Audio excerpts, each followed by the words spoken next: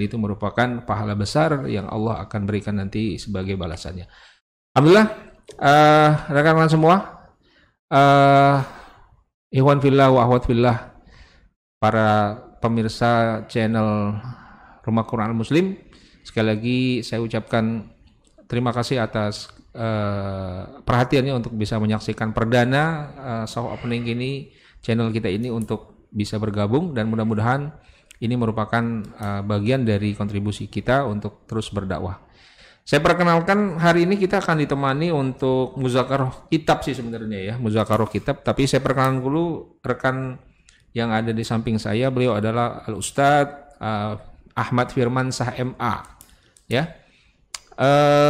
Gimana kabar Ustadz? Sehat, alhamdulillah. Alhamdulillah, insyaallah. Lagi penuh kegiatan kayaknya Ustadz ya? Ya, lumayan lah. Ya, sampai agak pilek-pilek dikit gitu. Ya, wajar ya. Ketika capek itu biasanya ya drop dikit, tapi alhamdulillah beliau masih bisa hadir hari ini untuk menemani kita untuk dalam pembahasan. Sebenarnya kita ambil dari satu kitab yang namanya Futuhul Buldan ya, yang dikarang oleh Syekh Al-Baljuri. Kita ambil tematik satu tentang jadi kalau boleh saya jelaskan sedikit sebelum masuk ya, Al-Akh Ustadz Firman, bahwa Futuhul Buldan ini adalah kitab sejarah tentang bagaimana kaum muslimin bisa menaklukkan negeri-negeri menjadi negeri-negeri Islam ya. Kita bisa ambil banyak banget nanti poin ya, tentang motivasi, tentang kegigihan, tentang kesabaran ya, tentang strategi dan sebagainya, dan kita ambil untuk nilai-nilai kita hidup pada hari ini untuk di segala bidang ya, segala bidang, dalam bidang bisnis dan bidang pendidikan dan sebagainya.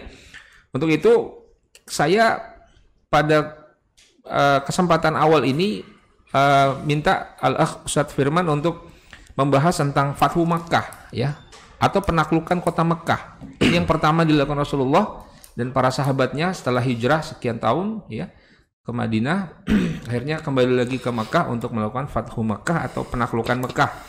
Nah, yang kita akan jadikan tagline hari ini, kiat sukses dari sikap sabar dan keberanian Rasulullah dan para sahabatnya untuk bisa menjadi orang-orang yang sukses melakukan penaklukan. Nah, gimana ceritanya? Gimana kisahnya? Saya serahkan 30 menit ke depan Al-Akh Al-Ustadz Firman untuk membahasnya. Baru nanti kita bahas poin per poin ya, Ustadz. Siap. Oke, pemirsa, pasang telinga, pasang mata, semua, pasang hati. Ini merupakan fokus kita untuk terus menghadirkan Islam dalam kehidupan kita. Silakan, Firman. Bismillahirrahmanirrahim. Assalamualaikum warahmatullahi wabarakatuh. Assalamualaikum warahmatullahi wabarakatuh. Alhamdulillahirabbil alamin. Assalatu wassalamu ala asrafil anbiya sayyidina Muhammadin wa ala alihi wa sahbihi ajma'in, amma ba'.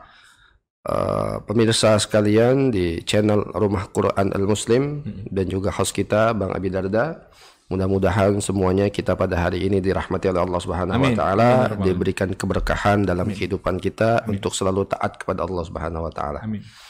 Salawat beserta salam kepada Nabi kita, Nabi Muhammad Sallallahu Alaihi Wasallam, serta kepada para keluarganya, sahabat-sahabatnya, dan seluruh pengikut Nabi Muhammad Sallallahu Alaihi Wasallam hingga akhir zaman. Hadirin jamaah sekalian, ini kesempatan yang luar biasa ya, kita membahas ya pada hari ini sejarah seorang manusia terbaik ya, yaitu Nabi kita Nabi Muhammad Sallallahu Alaihi Wasallam, dan generasi yang terbaik ya, yaitu generasi sahabat ya. Ini kan subhanallah, dipimpin dan dibina oleh manusia terbaik, menghasilkan manusia-manusia generasi terbaik. Nah, hadirin jamaah yang dirahmati Allah Subhanahu wa taala, Fathu Mekah ini ya salah satu yang sangat penting di dalam sejarah kehidupan Rasulullah sallallahu alaihi wasallam. Setelah mungkin hijrah dan juga perang Badar, salah satunya adalah Fathu Mekah. Dan yang nantinya juga Fathu Mekah ini ya yang akan menginspirasi para sahabat di dalam melakukan futuhat-futuhat yang lainnya. Ya, yang luar biasa sekali yang dilakukan oleh para sahabat dan para pejuang-pejuang muslim setelah Rasulullah SAW dan para sahabat. Hadirin jamaah yang dirahmati Allah Subhanahu wa taala, walaupun ya kalau kita melihat di dalam bahasa Indonesia itu kan Al-Fath itu, kalau kita diterjemahkan ke bahasa Indonesia biasanya diterjemahkan dengan bahasa penaklukan. Ya, walaupun itu kurang pas sebenarnya. Ya, al-fath itu kan al-fath atau jamaknya futuh, ya, atau futuhat. Hadirin jamaah sekalian, itu kan kalau kita terjemahkan secara literal artinya pembukaan. Fataha yaftahu itu membuka. Nah, cuman kalau kita terjemahkan pembukaan kan sehingga dalam bahasa Indonesia itu kurang bisa dipahami. Betul. Maka diterjemahkanlah biasanya menjadi penaklukan. Ya. Nah, makanya sebagian orientalis itu kemudian merubah, mendistorsi makna ini. Gitu, kayak dianggap bahwasanya Islam itu melakukan penaklukan, melakukan penjajahan kepada daerah-daerah yang dia perangi. Ya. Padahal ya Islam tidak pernah menjajah. Islam membangun. Karena itulah disebut dengan futuh, gitu, pembukaan. Ya, bukan isti'mar, bukan penjajahan. Beda bahasa dalam bahasa. Ya. Nah, kalau penjajah yang ada gitu ya di Indonesia 350 tahun kita dijajah oleh Belanda, di negara-negara Arab itu berbagilah, Perancis, Inggris dan yang lainnya, hadirin jamaah sekalian. Itu memang murni penjajahan. Mereka mengeruk kekayaan, eksploitasi mereka bawa ke negeri mereka, membangun negeri mereka. Ya.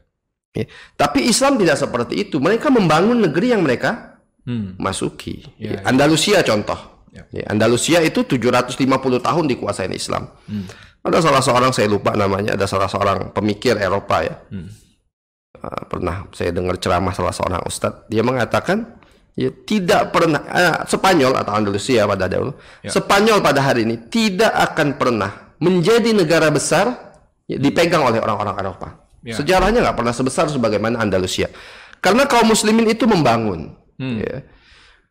Ketika mereka masuk ke sebuah negeri, mereka membangun negeri itu, ya, menyebarkan ilmu, ya, berdakwah, membangun ekonomi sosial masyarakat. Maka ada sebuah tulisan saya pernah baca, tulisan Dr. Taufik Al-Wa'i kalau nggak salah, itu bagus sekali tulisannya. Judul tulisannya hakadza kunna wa mata na'ud. Seperti inilah kita dahulu dan kapan kita akan kembali. Jadi tulisan itu membuat surat dari Raja Georgia dari Inggris kepada Sultan di Andalusia. Surat itu apa? Mengirim anaknya untuk belajar di Andalus. Jadi bagaimana ketika itu Andalusia diterangi dengan ilmu, diterangi dengan kemakmuran, kesuksesan, dan muncullah para pemikir, para filosof, ya, para ulama dari negeri Al-Andalus atau Spanyol pada hari ini. Nah, jadi hadirin jamaah sekalian, ini dan orientalis ingin merubah makna itu, ya, menjadi kemudian penjajahan. Maka kita tidak bingung ya, di Indonesia ada salah seorang pemikir, ada salah seorang kiai bahkan mengatakan ya Islam yang benar itu Islam Indonesia karena tidak ditaklukkan dengan perang katanya. Karena yang lain itu ditaklukkan dengan apa? Dengan perang. Nah, ini tidak memahami sejarah dengan benar. Ya, karena walaupun pertamanya masuk dengan perang tapi mereka memakmurkan. Maka penduduk asli mendukung, ya, mendukung para sahabat dan para pejuang-pejuang di dalam agama Islam. Dan buktinya apa? Sampai sekarang negeri-negeri itu tetap menjadi negeri Islam. Ya, kalau mereka dipaksa masuk Islam, niscaya mereka akan kembali lagi. Tapi kan sampai sekarang negeri-negeri itu tetap menjadi negeri Islam. Nah, jadi hadirin jamaah yang dirahmati Allah Subhanahu wa taala, dan salah satu yang menjadikan inspirasi para sahabat dalam melakukan futuhat-futuhat ini adalah salah satunya Fathu Mekah. Walaupun hadirin jamaah sekalian, ini ada sesuatu yang menarik. Beberapa sahabat dalam beberapa riwayat dikatakan ketika ditanya tentang Fathu Mekah, maka dia mengatakan, ya, Fathu Mekah menurut kalian adalah ketika kejadian Fathu Mekah. Ya, menurut kita nih, atau menurut orang-orang yang tidak mengikuti kejadian tersebut, mengatakan yang namanya Fathu Mekah, ya, Fathu Mekah itu sendiri. Tetapi ternyata ketika itu Ibnu Mas'ud dan yang lainnya mengatakan yang kami maksud dengan Fathu Mekah bukan Fathu Mekah pas hari hanya. Tapi apa itu? Yaitu Bai'atur Ridwan. Bisa dijelaskan, Ustaz? Nah, ini menarik ya. Ini kecerdasan para sahabat. Jadi sahabat itu ketika sudah dibina oleh Rasulullah, dan Rasulullah pasti membina, melaksanakan apa? Pembinaan itu kan dilandaskan kepada wahyu dari Allah Subhanahu wa taala. Jadi menjadikan sahabat yang jahiliyah menjadi manusia-manusia yang sangat cerdas. Ya, manusia-manusia yang pintar karena dididik oleh Al-Qur'an, dididik oleh Rasulullah sallallahu alaihi wasallam. Jadi para sahabat itu terbiasa ketika melihat peristiwa bukan hanya peristiwa itu saja, tapi apa yang ada di balik peristiwa tersebut. Ya. Nah, kalau kita melihat, ya kalau kita lihat sejarah, kita hanya melihat Futuh Mekah terjadi pada tahun 8 Hijriah, ya kemudian ditaklukkanlah Mekah, kemudian Mekah yang ketika itu pusat orang Quraisy kemudian tumbang dilakukan oleh Rasulullah. Kalau kita lihat sejarah seperti itu, tapi para sahabat tidak seperti itu. Melihat kenapa sih kok bisa terjadi Futuh Mekah? Jadi Fathu Mekah itu bukan ujuk-ujuk langsung jadi. Ya. Tapi ada peristiwa yang yang melatar belakangi kejadian Fathu Mekah tersebut. Yang memang dipersiapkan oleh Rasulullah sallallahu alaihi wasallam. Gitu. Nah, para sahabat tadi mengatakan apa? Bai'atur Ridwan. Ya, Bai'atur Ridwan itu kan baiat setia para sahabat terhadap Rasulullah SAW ketika mereka mau masuk Mekah. Ya, jadi Fathu Mekah ini kan tahun 8 Hijriah. Tahun 6 Hijriah itu Rasulullah ingin melaksanakan umroh. Ya, Rasulullah bermimpi bahwasanya mereka masuk ke Mekah dan umroh. Maka Rasulullah mengajak para sahabat untuk umroh memasuki kota Mekah. Dan Quraisy ketakutan. Ya. Quraisy merasa wah wibawa mereka bisa hancur nih di depan bangsa Arab. Ya. Maka mereka berusaha semaksimal mungkin untuk Rasulullah SAW tidak masuk ke ke Mekah. Dan ketika itu terjadilah lobby-lobby. Ya, Rasulullah mengutus utusan, kemudian mereka mengirim utusan yang sampai terakhirnya terjadilah perjanjian Hudaybiyah. Nah, sebelum perjanjian Hudaybiyah itu ada namanya Bai'atur Ridwan. Bai'atur Ridwan itu apa? Ketika Rasulullah mengutus Utsman bin Affan radhiyallahu an untuk ke Mekah, dan Utsman bin Affan ini kan salah seorang sahabat yang sangat disegani oleh kaum Quraisy, ya. Dia dari kabilah besar, dia orang kaya, ya. Dan dia sangat disegani oleh orang-orang Quraisy. Karena itulah Rasulullah mengutus Utsman untuk berdiplomasi ya dengan orang-orang Quraisy. Ternyata para sahabat mendengar kabar Utsman bin Affan dibunuh. Nah, Utsman bin Affan dibunuh. Maka ketika itu para sahabat berbaiat setia kepada Rasulullah, hidup dan mati kami akan bersama dengan Rasulullah SAW.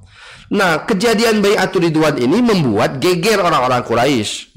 Kenapa membuat geger orang Quraisy? Ini Rasulullah dan para sahabat ketika ingin melaksanakan umroh bukan untuk berperang. Yeah. Mereka nggak bawa senjata, mereka membawa hewan ternak mereka untuk dikorbankan, ya, dan yang lainnya hadirin jamaah sekalian.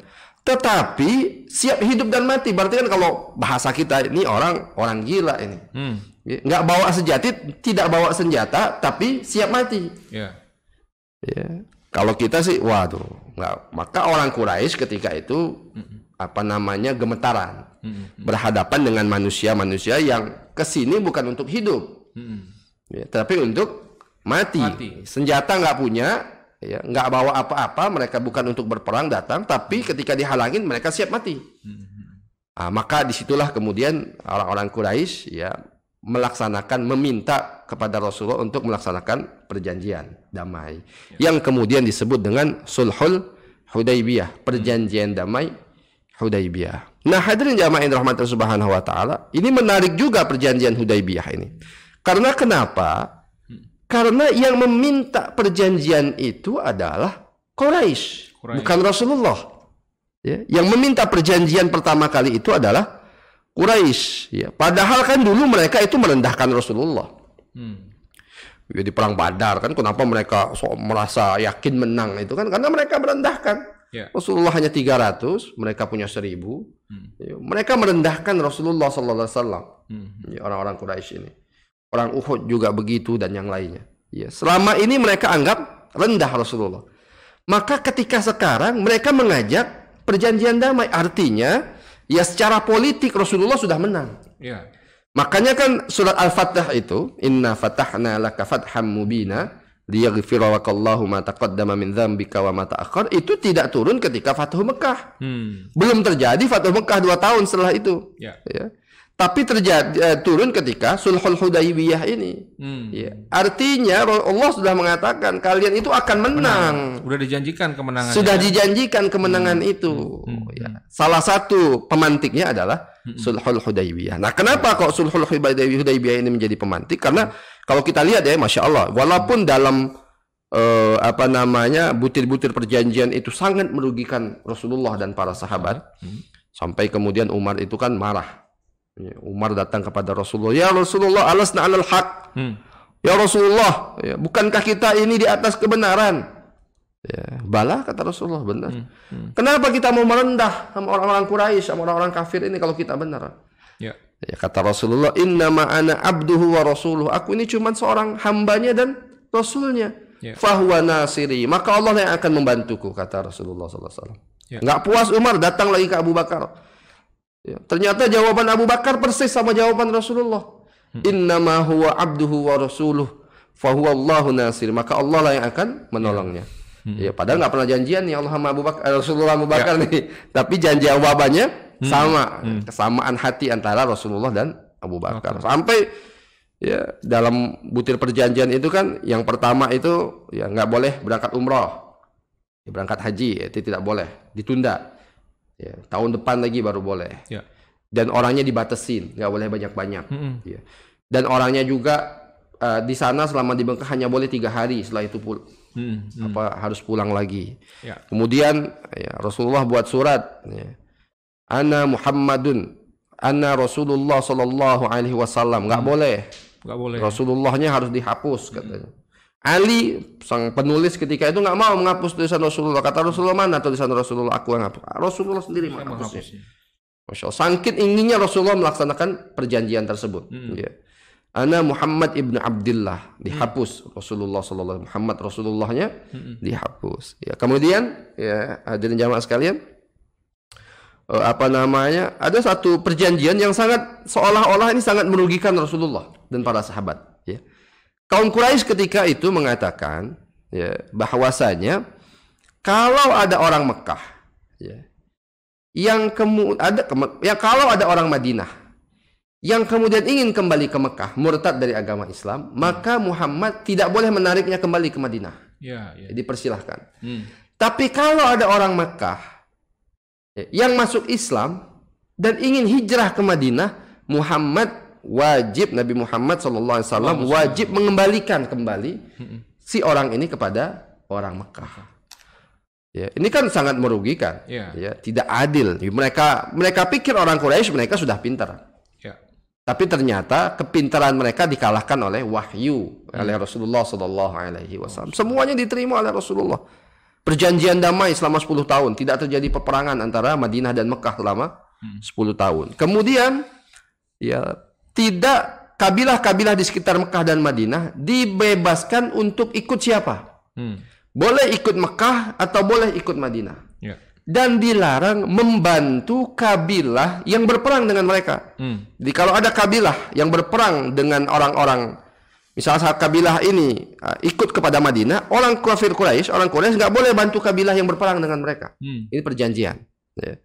Nah, hadirin jamaah sekalian, ya, maka para sahabat pulang. Sampai ketika itu ya, Rasulullah SAW mengajak para sahabat untuk mencukur rambut mereka, tanda tahallul. Ya, para sahabat nggak ada satupun yang mencukur rambut. Ya. Mungkin ya kesel atau bagaimana gitu. Kan. Sampai Rasulullah masuk ke rumah istrinya, ke salah satu tenda istrinya, Ummu Salamah, bercerita kepada Ummu Salamah tentang gimana dia kecewa sahabat nggak mau cukur rambut. Dia kata Ummu Salamah, ya Rasulullah jangan kau susah, kata istrinya. Ini poin penting seorang istri ini. Ya, partner dakwah. Ya, kata Ummu Salamah, ya Rasulullah engkau jangan susah, katanya. Engkau keluar sekarang cukur rambutmu, niscaya sahabat akan mengikutimu. Nah, maka Rasulullah keluar mencukur rambut, maka para sahabat malu ngelihat Rasulullah cukur rambut, disuruh cukur nggak mau. Rasulullah cukur duluan. Akhirnya para sahabat berbondong-bondong untuk mencukur. Dan ini juga contoh kepada kita sebagaimana sikap seorang pemimpin. Ya, seorang pemimpin itu harus mencontohkan, ya, bukan hanya merintah doang. Ya, kalau merintah doang sih mudah. Ya, tapi seorang pemimpin itu harus mencontohkan. Ya, dia figur. Ya, dia yang harus pertama kali mencontohkan keteladanan tersebut. Dan ini kita dapatkan dari kepribadian Rasulullah SAW. Nah, walhasil hadirin jamaah sekalian, perjanjian Hudaybiyah ini kemudian pulang Rasulullah ke Madinah, dan Selama 2 tahun Rasulullah merasa aman karena satu musuh dia, yaitu kafir Quraisy yang paling utama, tidak lagi menyerang Madinah. Maka Rasulullah ekspansi dakwah. Ya, maka disitulah Rasulullah, ya pada tahun-tahun inilah kemudian menyerang Khaybar. Ya, menyelesaikan nih orang-orang Yahudi yang pengkhianat ini. Ya, di tahun itu Khaybar, takluk Khaybar.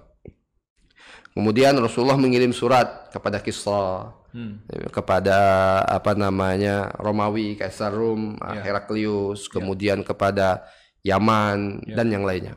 Ya. Nah, hadirin jamaah yang dirahmati Allah Subhanahu wa taala, ya. Selanjutnya, maka ternyata isi perjanjian Hudaybiyah, kan para orang Quraisy ini mengatakan, wah mereka menang dong secara perjanjian. Ya, sahabat yang ada orang Mekah mau pindah ke Madinah nggak bisa, tapi orang Madinah yang mau pindah ke Mekah boleh. Mereka anggap mereka menang, tapi mereka nggak tahu bahwasanya sahabat kalau sudah masuk Islam nggak mungkin murtad. Kan iman itu sudah masuk ke dalam hati mereka. Ya. Jangankan harta ataupun keluarga, nyawa pun mereka pertaruhkan untuk iman ini. Nah, tetapi orang di Mekah banyak yang sudah siap masuk Islam. Nah, gimana ini? Ya, mereka yang orang Madinah sudah pasti tidak akan kembali ke Mekah, ya, karena mereka sudah kuat iman mereka. Sedangkan orang Mekah banyak yang mau masuk Islam. Mereka mau ke Madinah nggak boleh. Ya, kalau mereka kembali ke Madinah, Rasulullah tuh nggak mungkin mengkhianati perjanjian. Ya, ini sifat Rasulullah. Ya, dan ini perintah Allah, ya ayyuhalladzina amanu aufu bil uqud. Wahai orang-orang beriman, tepatilah janji kalian. Nggak mungkin Rasulullah para sahabat tidak menepati janji. Ya. Ini sifat seorang mukmin, menepati janji. Ya. Maka hadirin jamaah sekalian, ketika itu ya orang Mekah banyak yang pengen masuk Islam tapi nggak bisa ke Madinah. Jadi gimana nih caranya nih? Mereka kalau di Mekah disiksa, kalau mereka ke Madinah, mereka ditolak oleh Rasulullah karena ada perjanjian. Akhirnya mereka membuat base camp di perjalanan antara Mekah dan Madinah. Ya, mereka nggak bisa masuk Madinah, mereka buat base camp di situ. Ya, dipimpin oleh seorang sahabat namanya Abu Jandal. Seorang sahabat namanya Abu Jandal membuat base camp di situ, tapi Abu Jandal ya, bukan Abu Janda. Bukan Abu Janda, Jandal. Jandal yang benar nih. Ya, Abu Jandal. Nah, hadirin jamaah sekalian, maka dia buat base camp di perjalanan ini. Dan kenal hadirin jamaah sekalian, berapa orang-orang Mekah yang kemudian tinggal bersama Abu Jandal ini membuat orang-orang Mekah kesusahan untuk berdagang. Karena jalur yang mereka lewati ini adalah jalur perdagangan orang-orang Mekah ke Syam. Madinah ini kan ya utaranya Mekah. Utaranya Mekah, dan ini jalur perdagangan Rasulullah, jalur perdagangan orang-orang Quraisy menuju Syam. Nah, maka mereka buat ini kafilah dagang mereka dalam bahaya. Ya, kalau mereka lewat kemudian ditangkap, dijarah hartanya, ya gitu. Ada lagi berapa kabil, wah kata Quraisy, ini bahaya ini kalau mereka nggak kembali ke Madinah juga mereka bahaya. Artinya Quraisy yang datang kepada Rasulullah meminta perjanjian tadi, butir tadi dihilangkan. Nah, ini kemenangan. Jadi sebelum kemenangan Fathu Mekah sudah ada kemenangan sebelumnya. Mereka yang meralat sendiri. Akhirnya para sahabat tadi, Abu Jandal dan sahabat-sahabatnya bisa kembali masuk ke Madinah. Nah, hadirin jamaah sekalian, yang luar biasanya lagi, ternyata ada satu kabilah namanya Bani Khuza'ah. Bani Khuza'ah berperang dengan Bani Bakar. Jadi Bani Bakar ini ingin menyerang Bani Khuza'ah. Bani Bakar berkoalisi dengan Quraisy.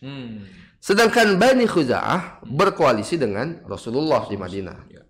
Ternyata Bani Bakar ingin menyerang ya Bani Khuza'ah.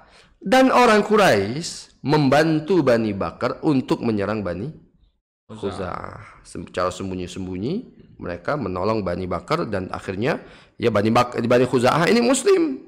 Ya, sudah beriman kepada Rasulullah. Bahkan ya, dikisahkan mereka menyerang di malam hari, di subuh hari, ketika para sahabat sedang ruku dan sujud, dibantai dalam keadaan ruku dan sujud. Nah, maka hadirin jamaah sekalian, ketika itu ya Bani Bakar ini salah seorang tokoh mereka bernama Amr bin Salim Al-Khuzai itu kemudian melarikan diri ke Madinah dan melaporkan kepada Rasulullah SAW. Ya, maka kata Rasulullah SAW, la nusirtu illam ansur Bani Ka'ab mimman ansuru minhu nafsi. Aku tidak akan ditolong jika aku tidak membantu Bani Ka'ab sebagaimana aku menolong diriku sendiri. Ya, jadi Rasulullah sudah mengatakan, kalian pasti akan ditolong.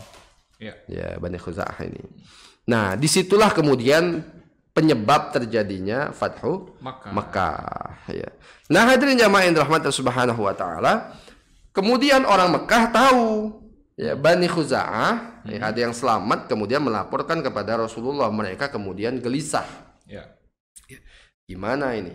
Muhammad sudah tahu pengkhianatan kita, maka nggak tanggung-tanggung. Ya. Orang Mekah langsung mengutus tokoh yang paling top di antara mereka. Siapa itu? Abu Sufyan. Ya, Abu Sufyan kan tokoh yang paling sentral ya, dan memang dari awalnya selalu berperang menyerang Rasulullah Shallallahu Alaihi Wasallam. Ya, baik itu di perang Uhud, di perang Khandaq dan yang lainnya. Nah, hadirin jamaah sekalian, ya, maka Abu Sufyan sudah gelisah ini. Ya. Maka dia datang ya ke Madinah. Nah, pinternya Abu Sufyan, ya, kenapa nih juga diutus Abu Sufyan? Karena Abu Sufyan ini mertuanya Rasul.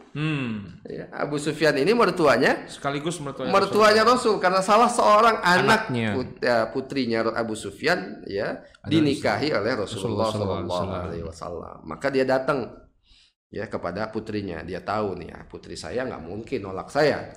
Ya kan, dia mau masuk kepada Rasulullah nggak bisa. Dia pikir masuk dulu kelewat putrinya sebagai istri Rasulullah SAW. Ya, Abu Sufyan pintar, orang cerdas. Abu Sufyan orang yang sangat cerdas. Nah, hadirin jamaah sekalian, ternyata ya ada satu yang dilewatkan oleh Abu Sufyan. Dia nggak tahu bahwasanya putrinya ini seorang wanita solihah yang tidak mungkin mengkhianatin suaminya. Dia lewat itu, dia pikir gua masuk lewat ini nih, lewat anak nih. Mudah lah, kan biasanya suami setegas-tegas suami, kalau istri yang masuk nggak bisa ngomong gitu kan. Nah, cuman dia lupa bahwasanya anaknya ini seorang wanita salihah, ummahatul mukminin, istrinya Rasulullah Sallallahu Alaihi Wasallam. Nah, hadirin jamaah sekalian, maka ketika Abu Sufyan masuk ke rumah, ya diterima oleh putrinya, karena ini ayahnya, diterima. Ketika dia mau duduk di karpetnya langsung digulung oleh putrinya. Abu Sufyan merasa tersinggung. Ya, ini kok saya bapaknya, tokoh Quraisy mau masuk ke rumah anaknya, karpet digulung. Ya. Maka kata anak, kenapa engkau gulung karpet ini, wahai anakku? Katanya. Di sini tempat duduk Rasulullah SAW. Aku tidak mau engkau seorang kafir najis duduk di tempat duduknya Rasulullah. Masya Allah. Ini kalau sudah iman yang bicara, lupa semuanya. Nah, ini kekuatan iman yang sudah bicara. Ya, maka bermalam di situ. Besok paginya Abu Sufyan datang menghadap Rasulullah SAW. Ya, menghadap Rasulullah meminta pembaharuan perjanjian, karena Quraisy sudah mengkhianati perjanjian. Ya, Rasulullah nggak jawab, didiamin saja oleh Rasulullah. Maka Abu Sufyan tahu dia gagal, datang ke sahabatnya, Abu Bakar As-Siddiq. Ini kan mereka sama-sama orang Quraisy nih, sama-sama orang Mekah, bersahabat semua zaman dahulu. Ya, datang kepada Abu Bakar. Ya, minta agar Abu Bakar melobi Rasulullah. Ya, kata Abu Bakar, aku nggak mau melakukan itu. Gak bisa ke Abu Bakar, datang lagi ke Umar. Nah, kalau Abu Bakar cuma bilang aku nggak mau, kata Umar, demi Allah, andaikan engkau berbuat salah hanya sebesar biji pasir, aku akan membunuhmu. Wah, dia salah sasaran. Datang ke Abu Bakar masih santun, masih lembut. Aku nggak mau, kata Abu Bakar. Datang ke Umar siap pedang, gitu kan, salah sasaran dia. Sampai semuanya kabarnya juga di beberapa riwayat dikatakan saat tapi datang ke Ali juga nggak mau. Akhirnya Abu Sufyan pulang. Abu Sufyan pulang dan dia tahu misi orang Quraisy tahu Abu Sufyan gagal dalam misinya untuk melobi Madinah. Hadirin jamaah sekalian, ini luar biasanya strategi Rasulullah SAW. Ya. Jadi salah satu strategi Rasulullah SAW ketika itu agar menyergap Mekah. Jadi Rasulullah itu ingin masuk Mekah dalam keadaan aman. Rasulullah tidak ingin terjadi pertumpahan darah di Mekah, karena kan Mekah tanah haram, dan di situ juga banyak kerabat Rasulullah SAW, tanah kelahiran Rasulullah SAW. Maka Rasulullah ingin masuk ke Mekah ini dengan secara damai. Maka cara salah satunya adalah Rasulullah ingin masuk tanpa diketahui oleh orang Mekah. Jadi secara tiba-tiba gitu. Orang Mekah tiba-tiba melihat ada pasukan besar yang mereka nggak bisa melawan apapun. Itu yang dinamakan silent operation. Nah, silent. Kalau dalam bahasa manajemennya gitu ya. Bahasa militer ya. Militernya. Silent operation. Diam-diam gitu ya. Diam. Bahkan Rasulullah itu berdoa, Allahumma khudh ala absari Quraisyin fala yarawni illa baghtah. Ya Allah, ambillah ya penglihatan orang-orang Quraisy, maksudnya tutup penglihatan orang-orang Quraisy, fala yarawni illa baghtah, dan mereka nggak mampu melihatku kecuali tiba-tiba. Insyaallah. Nah, itu strategi Rasul. Dan luar biasanya Rasulullah ya tidak memberitahu satupun sahabat. Satupun sahabat Rasul cuma bilang siap-siap kita akan safar. Strateginya nggak di-share nih ya? Nggak di-share, sama satu orang pun nggak tahu. Nggak kayak kita apa-apa nge-share ya? Nah, belum apa-apa orang kafir udah tahu duluan gitu kan? Ashabul sharing. Jadi Rasulullah nggak mau. Bahkan ketika itu luar biasa, Rasul cuma kasih tahu kepada beberapa kabilah-kabilah yang lain, kabilah Bani Ghifar yang di sekitar Madinah, untuk bersiap-siap. Para sahabat juga siap-siap. Itu sekitar 10.000 sahabat ya, ketika Fathu Mekah itu. Tapi satu pun nggak tahu mau kemana sebelumnya itu. Ya. Bahkan yang luar biasanya lagi, ya, Rasulullah SAW ketika ini strategi Rasulullah luar biasa. Ya, kan Rasulullah kalau Mekah itu, ya, ini Mekah ya, ini Madinah. Jadi Madinah itu utaranya Mekah. Ya, jadi selatannya Mekah, selatannya Madinah. Gitu ya. Maka ketika itu Rasulullah mengutus beberapa orang untuk pergi ke arah timur. Jadi kan ketika itu sahabat bingung, nih kita nih disiapkan perang mau kemana? Rasulullah nggak ngomong. Itu arah Baghdad gitu. Kalau timur ke arah Baghdad. Ya. Bukan Mekah. Bukan Mekah. Jadi ke arah timur. Ini kata sahabat, ini Rasulullah mau mengajak kita kemana? Para sahabat udah ada desas-desus kan, karena ada kejadian kan, Bani Khuza'ah diserang. Jangan-jangan Rasulullah ini mau ke Mekah. Tapi Rasulullah nggak ngasih tahu. Rasulullah nggak ngasih tahu, hadirnya maskan, dan dialihkan isu itu. Dianggap, oh berarti kita bukan ke Mekah dong, ke arah timur. Bukan ke Mekah, ke arah timur. Selatan. Ya. Tapi para sahabat masih bingung. Sampai itu Abu Bakar itu, ya, ketika masuk menemui Aisyah anaknya, Aisyah lagi menyiapkan perbekalan untuk Rasulullah SAW. Maka ketika Abu Bakar melihat, ya, Aisyah ini Rasulullah mau kemana? Kata Aisyah, aku pun nggak tahu. Aisyah istrinya nggak tahu. Perlu juga ada sesuatu yang nggak perlu ceritakan. Nah, jadi begitu hadirin jamaah sekalian. Istri sekarang bagaimana? Kalau sekarang, kalau bahasa orang Arab, fudul. Ya, pengen tahu aja dia kegiatan. Padahal sebenarnya tidak ya. Padahal semuanya tidak harus diketahui. Para istri juga harus tahu. Ada tidak semua urusan suami itu harus diketahui oleh istri. Kadang suami juga kenapa merahasiakan kepada istri? Terkadang ada tujuan. Ada tujuan, nggak mau buat istrinya susah, nggak mau buat istrinya capek dan yang lainnya. Terkadang kalau istri susah, pekerjaan yang bisa kita selesaikan jadi nggak bisa. Gitu. Bukannya bantuin, malah nambah beban, malah ngerepotin gitu ya. Jadi curhat gitu ya. Sama-sama tahu aja.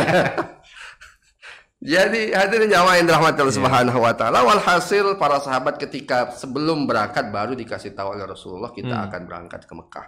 Nah, nanti ada kisah yang lain ya berkaitan dengan Ibnu Abi Balta'ah yang sempat membocorkan rahasia Rasulullah sallallahu alaihi wasallam ya. Tapi ini subhanallah luar biasa bijaksananya Rasulullah. Jadi kan ketika itu Ali, Zubair dan Miqdad diutus oleh Rasulullah untuk pergi ke sebuah kebun. Itu ring satunya Rasulullah tuh ya? Itu ring satu. Zubair, Miqdad, Ali bin Abi Thalib. Ya, ini ring satunya Rasulullah SAW. Ya, kata Ali, kata Rasulullah, kalian datang ke kebun itu. Di situ nanti, ini mujizat Rasulullah. Di situ nanti ada seorang wanita. Ya, ambil wanita itu bawa surat. Ya, ambil surat itu dari wanita tersebut. Maka akhirnya Ali datang ke kebun tersebut, ternyata benar ada seorang perempuan. Ya, maka Ali minta berikan surat. Aku nggak punya, kata wanita itu. Ya, akhirnya diancam dan sedikit dipaksa oleh Ali bin Abi Thalib. Akhirnya diberikan surat, benar ada surat, dibawa. Ternyata seorang sahabat namanya Ibnu Abi Balta'ah memberikan rahasia, membocorkan rahasia Rasulullah SAW kepada siapa namanya orang-orang Quraisy, ya, bahwasanya Rasulullah akan masuk ke dengan kurir si wanita tadi, dengan kurir budak wanitanya. Maka Rasulullah panggil ini Ibnu Abi Balta'ah. Ya Ibnu Abi Balta'ah, apa yang kau lakukan ini? Ini rahasia Rasulullah yang engkau bocorkan. Kata Ibnu Abi Balta'ah, ya Rasulullah, aku ini orang Madinah. Ya, aku punya sekutu-sekutu di sana. Nah, sedangkan orang-orang muhajirin memang orang di sana. Nah, aku ingin kalau nanti terjadi peperangan di sana, ya sekutu-sekutuku ini bisa selamat. Karena sudah dikasih tahu terlebih dahulu. Karena aku nggak punya saudara, nggak punya sahabat, ada sekutu-sekutu saja. Ya, jadi dia ingin menyelamatkan lah beberapa orang sekutunya itu. Aku bukan ingin murtad atau mengkhianatin engkau ya Rasulullah. Kata Rasulullah, engkau berkata benar. Umar waktu mendengar itu, ya Rasulullah, sudah serahkan saja nih munafik kepalanya biar saya penggal, kata Umar. Praktis kalau Umar. Praktis aja kata Umar. Kata Rasulullah, ya Umar, kamu tidak tahu ini Ibnu Abi Balta'ah ashabul Badr. Orang yang ikut dalam perang Badar.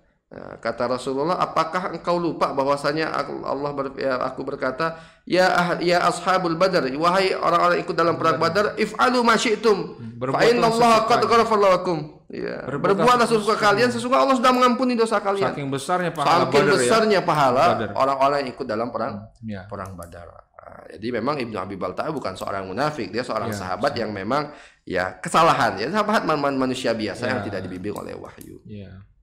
Walhasil hadirin jamaah sekalian, datang Rasulullah 10.000 tentara, ya, dan kemudian hadirin jamaah sekalian, ketika itu Abu Sufyan, ya karena dia tahu misinya gagal, ya, kemudian Abu Sufyan mengintai. Ya, gimana Rasulullah dilihat, Abu Sufyan melihat ada pasukan yang sangat besar, obor yang sangat banyak, ya, maka ketika itu Abu Sufyan ditangkap oleh penjaga Rasulullah. Bertemu dengan Abbas bin Abdul Muthalib, namanya Rasulullah. Ini sahabat nih dulu. Abbas, Abu Sufyan sama-sama saudagar Mekah, ya, orang-orang kaya di Mekah. Nah, hadirin jamaah sekalian, maka Abbas membawa Abu Sufyan kepada Rasulullah. Ya, waihak, kata Rasulullah, celaka engkau Abu Sufyan. Ya. Apakah engkau tidak tahu bahwasanya tidak ada Tuhan selain Allah? Kata Abu Sufyan, kalau memang ada Tuhan selain Allah, pasti aku ditolong oleh Tuhan tersebut. Ya, karena dia sudah nggak bisa berbuat apa-apa lagi. Ya, kemudian, apakah engkau tidak tahu bahwasanya aku adalah Rasulullah? Ya, kata Abu Sufyan, ya, hadirin jamaah sekalian, ya kalau itu aku masih mau pikir-pikir dulu. Jadi dia masih ragu-ragu. Kata Abbas, engkau masuk Islam sekarang, sebelum kepala kamu dipenggal, masuk Islam sekarang. Ya, dipaksa lah. Ya, walhasil ya, itu ketika itu memang dia dalam keadaan terpaksa, tapi akhirnya dia masuk Islam dan keislaman dia baik, Abu Sufyan. Ya, hadirin jamaah sekalian radhiyallahu an. Ya, dan akhirnya Abu Sufyan kesempatan ini masuk Islam. Nah, kemudian strategi Rasulullah ketika itu, Abbas bin Abdul Muthalib, ya, pamannya Rasulullah kan bersahabat dengan Abu Sufyan juga. Dikatakan oleh Rasulullah, ya Rasulullah, fa inna Abu Sufyan yuhibbul faqr. Sesungguhnya Abu Sufyan ini orang yang yuhibbul faqr, suka disanjung. Karena tokoh. Pejabat lah. Pejabat gitu kan. Itu karakter pejabat begitu sih, semuanya pendekatannya harus begitu. Nah, Rasulullah pinter. Karena dikasih tahu oleh Abbas seperti itu, maka Rasulullah langsung mengatakan, man dakhala baita Abu Sufyan fahuwa aminan. Barang siapa yang masuk rumahnya Abu Sufyan, ini dari semua tokoh Quraisy Abu Sufyan disebut. Man dakhala baita Abu Sufyan fahuwa aminan, wa man aghlaqa babahu fahuwa aminan, wa man dakhala baital haram fahuwa aminan. Ya, barang siapa yang masuk rumah Abu Sufyan selamat, siapa yang nutup pintunya selamat, siapa yang masuk ke Masjidil Haram semuanya selamat. Maka ketika itu hadirin jamaah sekalian, ya, Rasulullah membagi nih, ya, wah ini strategi Rasulullah indah, hebat benar, luar biasa Rasulullah. Jadi Rasulullah berbagi ke dalam beberapa pasukan. Ya. Rasulullah masuk dari arah atas, kemudian Khalid bin Walid dari arah bawah, ya, kemudian ada lagi berapa kelompok dipegang oleh Zubair bin Awam radhiyallahu anhu. Kemudian ada beberapa kelompok lagi dipegang oleh Abu Ubaidah bin Jarrah amin hadhil ummah. Kemudian ada kaum Ansar itu dipegang oleh Sa'ad bin Ubadah, seorang sahabat yang mulia. Nah, hadirin jamaah yang dirahmati Allah Subhanahu wa taala, ya, ketika masuk kan Abu Sufyan dicegat oleh disuruh oleh Rasulullah cegat Abu Sufyan di pintu gerbang Mekah. Sehingga dia melihat betapa besarnya pasukan Rasulullah SAW. Pengepungan itu ya. Pengepungan, maka dia ketika melihat ini siapa? Ini bani ini. Wah, aku tidak kenal dengan mereka. Dan ketika dia melihat Rasulullah dihimpit oleh orang-orang Muhajirin dan Ansar, maka itu siapa? Mana ponakanmu? Itu Rasulullah sedang dijaga oleh kaum Muhajirin dan Ansar. Sungguh, kata dia berkata kepada Abbas, sungguh ponakanmu akan menjadi seorang raja yang besar.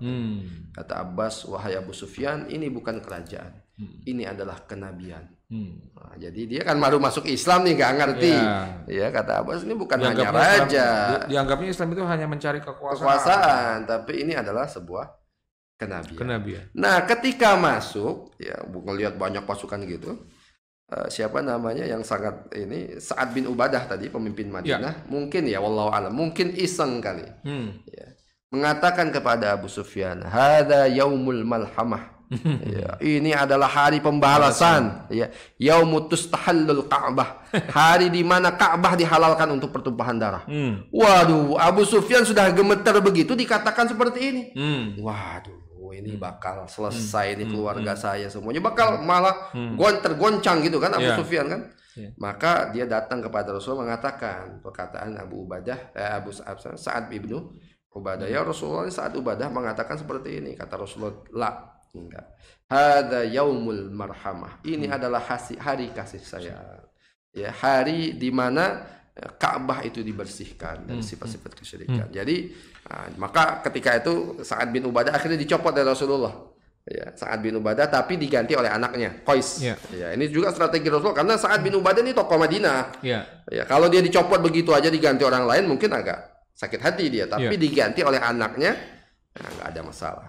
Nah, hadirin jamaah sekalian, akhirnya masuklah dari beberapa penjuru tadi sehingga Abu Sufyan masuk, ya, kemudian mengatakan bahwasanya sudah kalian man dakhala baita Abu Sufyan fahuwa aminun. Yang masuk rumah Abu Sufyan fahuwa, maka dia selamat. Wa man dakhala 3 kali. Istrinya Hindun langsung datang, "Apa ini kau Abu Sufyan? Ya, apakah seperti ini sifatmu sebagai seorang pemimpin Arab?" Ya, kata Abu Sufyan, "Aku sudah melihat pasukan Muhammad. Kalian nggak mungkin bisa ini lawan pasukan Muhammad." Ya, kata Abu Sufyan. Nah, hadirin jamaah sekalian, kemudian baru Abu Sufyan mengatakan, "Wa man dakhala man aghlaqa babahu fa huwa amin." Barang siapa yang menutup pintunya selamat, barang siapa yang masuk Masjidil Haram selamat, semua selamat. Akhirnya Rasulullah masuk, ya, tanpa perlawanan sedikit pun kecuali Khalid bin Walid. Ya, dari pintu bawah itu Khalid bin Walid terjadi sedikit perlawanan. Nah, dipimpin oleh salah satunya Ikrimah bin Abi Jahal. Nah, ini menarik sebenarnya ya. Ikrimah bin Abi Jahal dan Khalid bin Walid itu ini tokoh muda Quraisy dan centengnya Quraisy gitu. Mereka dari satu keluarga Bani Makhzum. Bani Makhzum itu kalau dalam bahasa nasab dulu royah, pemegang kendali perang. Panji. Jadi kalau kata Bani Makhzum Abu Jahal kan pemimpinnya, kalau kata Bani Makhzum perang maka Quraisy perang. Nah, ini sama nih tokoh dua-duanya, dan dua-duanya pakar perang semua. Ikrimah pakar perang, Khalid bin Walid juga pakar perang. Dan hadirin jamaah sekalian, keduanya ini bersaudara. Khalid bin Walid, bapaknya Walid ibnul Mughirah. Sedangkan Ikrimah bapaknya adalah Abu Jahal, Abul Hakam atau Abu Jahal. Hadirin jamaah, Walid ibnul Mughirah adalah paman daripada Abu Jahal. Jadi Khalid bin Walid dan Abu Jahal ini sepupuan. Perang. Perang dengan Ikrimah bin Abi Jahal, padahal mereka dulu sahabat karib, tokoh, sama-sama tokoh pemuda, sama-sama pemimpin perang, berperang. Tapi bedanya yang ini masih kufur, yang ini sudah. Khalid sudah duluan ya? Sudah duluan masuk Islam. Baru dia masuk Islam. Baru dia mungkin setahun lah sebelum itu. Mu'alaf. Setahun sebelum itu dia masuk Islam. Tapi dia sudah ikut perang dalam perang Mu'tah dan yang lainnya kan Khalid sudah ikut perang. Dan akhirnya Ikrimah kalah, terbunuhlah 24 orang, kemudian Ikrimah berhasil melarikan diri. Dan akhirnya Ikrimah masuk Islam, Islamnya baik, dan dia juga matinya di jalan, syahid di jalan Allah Subhanahu wa Ta'ala. Nah, hadirin jamaah yang rahmat Allah Subhanahu wa Ta'ala, Rasulullah ketika melihat ada kilatan pedang, Rasulullah merasa tidak setuju. Kemudian para sahabat mengatakan, "Khalid diserang ya Rasulullah." Ini semua sudah ditakdirkan oleh Allah Subhanahu wa Ta'ala. Artinya bagaimana Rasulullah itu ingin masuk Mekah ini dengan damai. Dengan benar-benar damai. Tapi memang semua sudah ditakdirkan oleh Allah Subhanahu wa Ta'ala. Akhirnya masuklah Rasulullah ke Mekah secara aman, damai. Kemudian setelah Fatu Mekah berbondong-bondong masuk Islam, Rasulullah kemudian masuk ke Ka'bah. Ada 360 berhala di sekitar Ka'bah. Semuanya dipecahkan oleh Rasulullah. Rasulullah nggak mau masuk Ka'bah sampai berhala-berhalanya dihancurkan, dibersihkan. Ya, yang luar biasa di dalam Ka'bah itu ada berhala Nabi Ibrahim dan Nabi Ismail. Ya, yang dibuat yang memegang panah untuk judi. Ya. Rasulullah, Masya Allah, kalian ini tahu bahwasanya Ibrahim dan Ismail Abdullah, Nabi Allah, tidak mungkin mereka berjudi. Tapi dibuat karena kemusyrikan yang sudah parah. Ibrahim dan Ismail dibuat patungnya dijadikan sarana perjudian. Dan hadirin jamaah yang dirahmati Allah Subhanahu wa taala, akhirnya dihancurkanlah semua berhala-berhala tersebut. Rasulullah bicara ya di atas Ka'bah, ya kemudian ya berkhutbah Rasulullah sallallahu alaihi wasallam ya mengatakan al-yaum, hari ini hancurlah semua kesombongan jahiliyah. Ya, dan akhirnya berbondong-bondong masuk Islam ya. Nah, artinya hadirin jamaah sekalian, Fathu Mekah ini begitu luar biasa di dalam sejarah Islam. Dan kemudian setelah Fathu Mekah kan berbondong-bondong orang masuk Islam, karena setelah itu terjadi perang Hunain. Ya, perang Hunain, beberapa suku dari Bani Thaqif ya, dari Hunain dan juga Bani Thaqif di Taif belum mau masuk Islam. Ya, terjadi peperangan dan akhirnya mereka kalah dan mereka masuk Islam. Bani Thaqif juga di Taif masuk Islam, dan terus ya futuhat-futuhat setelah itu terjadi, dan itu semuanya dikarenakan salah satu daripada inspirasinya adalah Fathu Mekah ini, yang kemudian terjadilah ya futuhat-futuhat ya. Dan semua jazirah Arab kemudian ya masuk Islam, dan kemudian jazirah Arab yang dulu padang tandus tidak mengenal apa-apa menjadi pemimpin dunia. Kita bisa bayangkan ya di zaman Umar itu kan Romawi dan Persia itu ya satu kekuatan yang sangat besar. Ya, Persia itu di bagian timur itu Persia. Ya, pusatnya di Iran, ya hadirin jamaah sekalian. Sedangkan Romawi pusatnya Konstantinopel, tapi Herakliusnya ada di Syria, ada di Syam. Ya, hadirin jamaah sekalian. Ya. Nah, Jazirah Arab ini yang orang dahulunya, maksudnya ya mereka adalah orang-orang yang terbelakang, buta huruf, ya, mampu mengalahkan dua pemimpin dunia, ya, dua polisi dunia, dua negara superpower pada hari itu bersamaan, bukan satu-satu. Ya, kalau kita sekarang kan, kalau kita ibaratkan sekarang ya, Islam itu melawan Amerika dan Rusia misalnya, negara superpower pada hari ini. Dan itu bukan kita lawan Amerika dulu baru kemudian, enggak, dua-duanya dilawan. Irak diperangi, Syam diperangi, dan semuanya takluk. Ya, Persia hancur, ya sampai Kisronya mati dan yang lainnya. Heraklius yang ketika itu ada di Syam melarikan diri, pulang kampung dia ke Konstantinopel, ya, ke Istanbul. Ya, bagaimana ya ini semua disebabkan oleh semangat juang dan jihadnya para sahabat Nabi Muhammad sallallahu alaihi wasallam. Baik, Ustaz. Kita tahan dulu sampai sini pembahasan karena ini kayak berseri nih, Ustaz. Cukup menarik ya. Ada futuhat Makkah 1, 2, mungkin bisa 3. Tapi dari poin sementara yang kita bahas hari ini menarik nih yang antum tadi telah bahas ya. Anda mencatat ada beberapa hal ya, pasukan Rasulullah dan para sahabat tidak membawa senjata ketika Futuhat Makkah ya, betul ya? Ya, Futuhat Makkah pertama bawa senjata, tapi senjata. Tidak, maksudnya Rasul tetap menginginkan damai. Nah, tapi yang Bai'atul yang sebelumnya Sulhul Hudaybiyah nggak bawa senjata. Tidak membawa senjata. Nah, pada hal ini menarik nih, keberanian yang menjadi tolak ukur keimanan ini. Nah, ini perlu kita bahas juga nih. Jadi yang menjadi garis bawah hari ini kan kita akan mendalami kiat sukses dari sikap sabar dan keberanian. Sebenarnya apa sih yang melandasi dari sisi tertentu kalau kita bahas tentang keberanian? Padahal Rasulullah kalau kita kita bahas lebih jauh lagi tadi melawan orang atau kekuasaan yang sudah berpuluh-puluh tahun, beratus-ratusan ya turun-temurun dan sebagainya ini dengan kekuatan finansial, kekuatan militer, ya, kekuatan ekonomi yang sangat luar biasa. Apa sih sebenarnya yang melandasi keberanian para sahabat, khususnya Rasulullah dan para sahabat bisa sukses nih masuk kota Mekah, bahkan tanpa pertumpahan darah, hanya sedikit friksi ya tadi ya, Ikrimah dengan Khalid bin Walid ya. Pesannya apa nih? Pesan moral yang harus kita ambil dari sini, sikap kita untuk meneladani Rasulullah dari sisi kesabaran dan keberanian. Ya, jadi kalau kita melihat ya sejarah hidup para sahabat itu kan memang luar biasa ya. Ya, kita akan mendapatkan semua kiat sukses hidup itu kalau Ya. kita baca sejarah sahabat. Nah, Ya, makanya sebenarnya kalau kita baca sejarah itu nggak perlu terlalu banyak ikut motivasi sebenarnya gitu Iya. kan. Sudah termotivasi sendiri itu. ya betul. Dengan baca sejarah hidup sahabat itu yang luar biasa gitu kan. Ada sesuatu kalau kita terlalu hobi ikut training motivasi kayaknya. Nah, jangan-jangan belum baca kisah sahabat. Iya, sekali-sekali ya nggak apa-apa Sekali juga oke lah lah. Ya, kita kan diingatkan ya dan yang lainnya. Tapi jangan jadi hobi lah ya. Ya. Nah, jadi kenapa kok kita melihat sahabat itu bisa ya melakukan hal-hal yang luar biasa padahal mereka adalah sebelumnya orang jahiliyah, bahkan sahabat jarang yang bisa baca tulis. Betul. Ya, sahabat yang bisa baca tulis itu sedikit dahulunya. Salah satunya yang pintar baca tulis itu Umar, kemudian Ali. Ya, ini emang sahabat-sahabat yang punya kejeniusan ya. Ya. Dan Zaid bin Thabit, ya, Anas bin Malik dan yang lainnya. Ya, tapi banyak sahabat itu yang tidak bisa baca tulis. Tapi kok bisa mereka kemudian menjadi penguasa dunia, orang yang kemudian memakmurkan separuh dunia, hadirin jamaah sekalian. Nah, itu kalau saya melihat semuanya dilandaskan atas keimanan. Iman. Ya. Jadi karena keyakinan dan keimanan mereka itu sudah menghilangkan semua sekat yang ada. Ya. Ya, jadi semua kekurangan-kekurangan mereka itu jadi kelebihan mereka. Betul. Ya, karena keimanan mereka kepada Rasulullah SAW. Dan mereka itu kalau sudah yakin sama Rasulullah udah nggak campur-campur lagi gitu.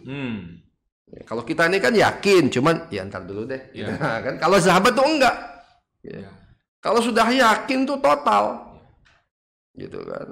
Jadi ada sahabat yang pada perang Badar itu, ya dia lagi duduk kemudian makan kurma.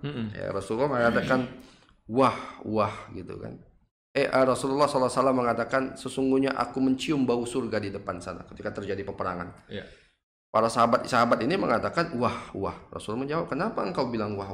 Ya Rasulullah, apakah benar kalau aku hanya maju ke peperangan ini dan kemudian aku dibunuh atau aku membunuh dan aku terbunuh, aku kemudian mendapatkan surga? Benar kata Rasulullah. Maka sahabat tadi lagi pegang kurma itu dibuang. Ya. Kalau aku mau menghabiskan kurma ini terlalu lama untuk mendapatkan surga, maka dibuang kurma itu langsung masuk ke medan Badar dan dia syahid di dalam perang Badar tersebut. Jadi sahabat itu yakinnya itu total gitu. Berani, iman berani. Pasti iman setelah imannya benar pasti berani. Berani. Ya? Jadi nggak bercampur lagi sudah. Betul. Total, benar-benar. Jadi kayak susu yang murni gitu. Ya tidak bercampur apapun. Nah, kalau kita ini kan masalahnya susu campur air gitu. Kita masih susu strawberry kayak. Nah, gitu. Ya, makanya kan iman kepada Allah Subhanahu wa taala. Jadi gini lah kalau kita kiaskan ya dalam kehidupan kita. Ini susu nih murni. Ya, bagus murni. Mohon maaf. Ya, kita masukin air kencing 1 titis. Rusak. Kira-kira kita mau minum nggak itu? Ya, rusak. Ya, mau. Maka kita menghadap Allah Subhanahu wa taala. Allah tuh pengen iman kita ini murni seperti susu tadi. Nah, karena nanti takutnya kalau iman kita bercampur nggak mau Allah terima. Betul. Kayak kita nggak mau minum air susu tadi karena walaupun mohon maaf air kencingnya cuma 1 tetes. Baik. Tentang kesabaran, 1 poin lagi, Ustaz. Jadi kita lihat fase Rasulullah sampai bisa Fathu Mekah ini sukses gitu ya. Ada tahapan yang begitu sangat luar biasa. Ini tidak gampang bagi orang umum, orang biasa. Kita tahu Rasulullah SAW adalah manusia pilihan. Sangat super sabar. Bayangkan tadi Ustaz cerita tentang mengisahkan tentang dari mulai perjanjian Hudaybiyah terus sampai bertahap demi tahap itu yang sangat merugikan. Dan inilah peran dari strategi itu sendiri ya, butuh menjalankannya dengan kesabaran. Nah, apa yang harus kita tangkap dari pesan sejarah ini atau pesan nubuah ini tentang sikap sabar terhadap sebuah proses apapun dalam kehidupan kita ya, apakah itu proses dalam meniti karir, pendidikan atau kesabaran dalam menghadapi ujian. Nah, dari kisah ini apa yang bisa kita simpulkan dari poin kesabaran Rasulullah menghadapi perjanjian yang tahapan demi tahapan sampai akhirnya Rasulullah sukses masuk ke dalam kota Mekah dengan damai tadi. Ya, jadi memang sabar ini adalah salah satu kunci kesuksesan. Ya. Makanya salah satu kelompok yang Allah membersamai mereka itu adalah orang-orang yang sabar. Innallaha ma'as-sabirin. Sesungguhnya Allah bersama, ma'iyatullah. Nah, kalau kita mengatakan ma'iyatullah ya, kebersamaan Allah. Dalam ma'iyatullah itu kebersamaan Allah itu ada namanya ma'iyatul ma'rifah. Jadi Allah bersama tapi hanya mengetahui saja. Ya, jadi Allah bersama kita dalam artian Allah mengetahui perbuatan kita. Gitu. Ada namanya ma'iyatut ta'yid wan nasr. Ya, kebersamaan Allah tolong dan bantu kita. Tolong dan bantu. Nah, jadi orang-orang yang sabar ini bukan hanya Allah bersama dalam artian ma'iyatul ma'rifah, Allah tahu kita, bukan. Tapi Allah akan bantu kita pada orang-orang yang sabar. Nah, makanya kan Rasulullah ketika para sahabat ya berdakwah di Mekah, Rasulullah berdakwah di Mekah kan para sahabat disiksa kan. Bukan main di Mekah itu ya. Ya, maka para sahabat, ya Rasulullah, mata nasrullah, kapan pertolongan Allah? Mereka mengatakan. Ya, kata Rasulullah, sabar. Innallaha ma'as-sabirin. Fa inna nasrallaha qarib. Kata Allah, sesungguhnya pertolongan Allah itu sudah dekat. Nah, maka ya intinya dalam perjuangan apapun dalam kehidupan kita, baik itu kehidupan rumah tangga, baik itu kehidupan ekonomi, baik ataupun perjuangan umat, ya kita mesti sabar. Maka Imam Hasan Al-Banna itu mengatakan kepada kita, dakwah ini adalah mega proyek, ya, proyek yang sangat besar, yang mungkin kita tidak merasakan hasil daripada dakwah kita. Ya. Contoh di Indonesia nih sekarang nih, masya Allah, ya kita lihat luar biasa, masya Allah, pengajian hidup. Ya, ini bukan hanya hasil daripada ustadz-ustadz kita zaman sekarang, tapi ini memang hasil dakwah para ulama-ulama terdahulu, Buya Hamka, Muhammad Natsir, Kiai Hasyim Asy'ari dan yang lainnya, yang mungkin mereka nggak ngerasakan hasil dakwah mereka. Nah, maka tetap kita sabar. Ya, dan dalam konteks dakwah ini dan jamaah sekalian kan janji Rasulullah itu pasti. Rasulullah mengatakan la yablughanna hadzal amru kama balaghal lailu wan nahar. Agama ini pasti sampai, kata Allah, kata Rasulullah, seperti sampainya siang dan malam. Mana ada satu kawasan di dunia ini nggak sampai siang dan malam? Pasti ada. Jadi artinya Rasulullah mengatakan ini dakwah Islam ini pasti akan sampai ke seluruh penjuru dunia. Ya. Masalahnya kita yakin nggak dengan perkataan Rasulullah itu?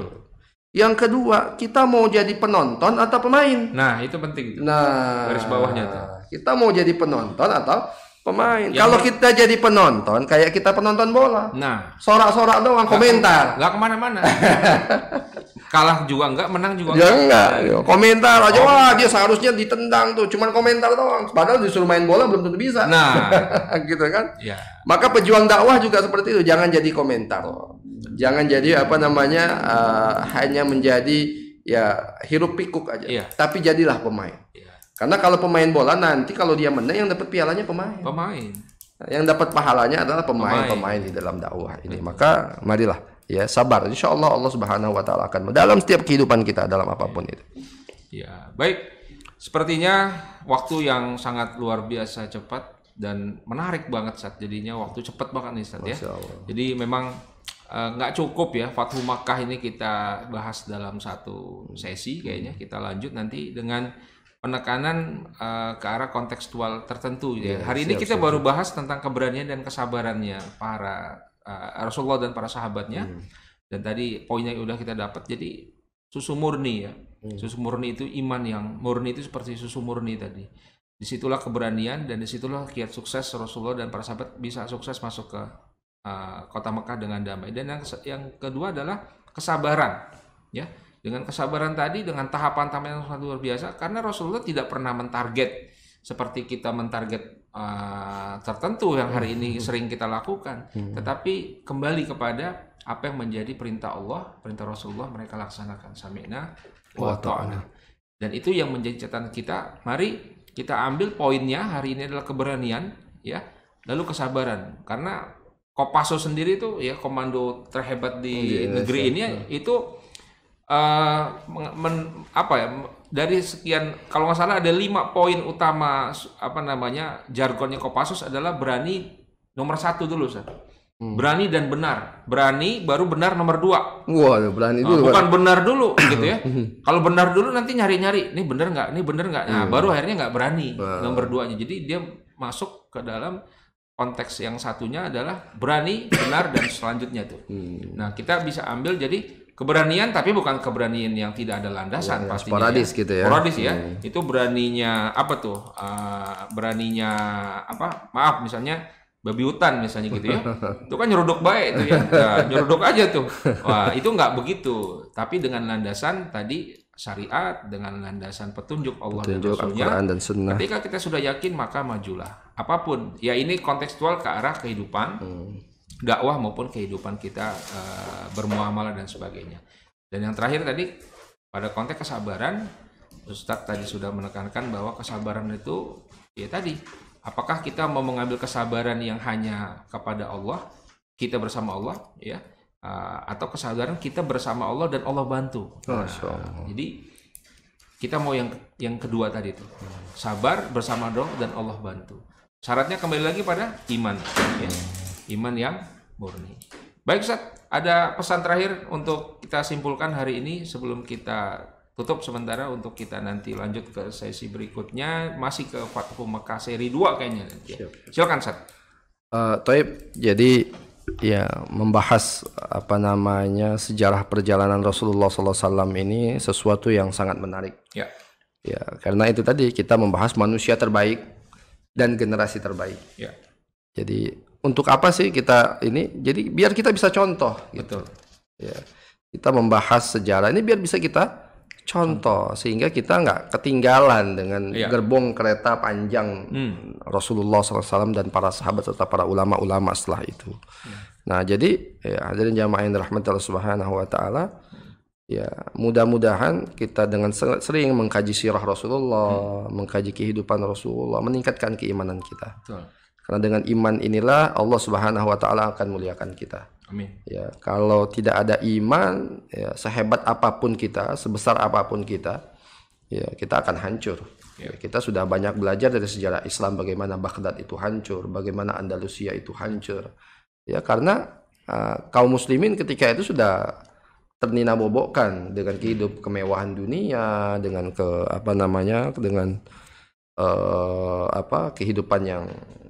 kehidupan yang nyaman dan yang lainnya, sehingga mereka lupa berjuang, bahkan juga ada penyakit dari dalam juga ya. Jadi ya memang kita terus nih belajar sejarah Rasulullah untuk meningkatkan iman ini. Kalau kita iman takwa pada Allah, Allah akan bantu kita.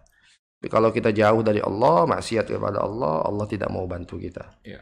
Sehebat apapun kita, sekaya apapun negeri kita, ya sehebat apapun senjata kita, kalau ada Allah, Allah tidak bantu kita. Ya. Itu saja mungkin dari saya. Jazakallah khairan katsira. Assalamualaikum warahmatullahi wabarakatuh. Jazakallah khair Ustaz Firman yang telah memberikan pencerahan ya terkait kisah atau sejarah dari Fathu Makkah atau penaklukan kota Mekah setelah Rasulullah berhijrah. Dan ini telah kita ambil tadi poin-poin utamanya, dan nanti kita lanjut ke seri berikutnya tetap masih Fathu Makkah karena ada beberapa poin yang mungkin hari ini belum bisa terbahas karena waktu. Untuk itu sekali lagi saya ucapkan jazakallahu khair, berkah untuk antum al-akh Ustaz Ahmad Firmansyah, dan sekali lagi teman-teman semua al-akh akhi fillah, ikhwan fillah, akhwat fillah, rahimakumullah. Terus bersama kami di channel Rumah Konal Muslim, dan kita terus akan memberikan kajian-kajian menarik dan sekaligus kita akan menjadi salah satu pilar dakwah online hari ini.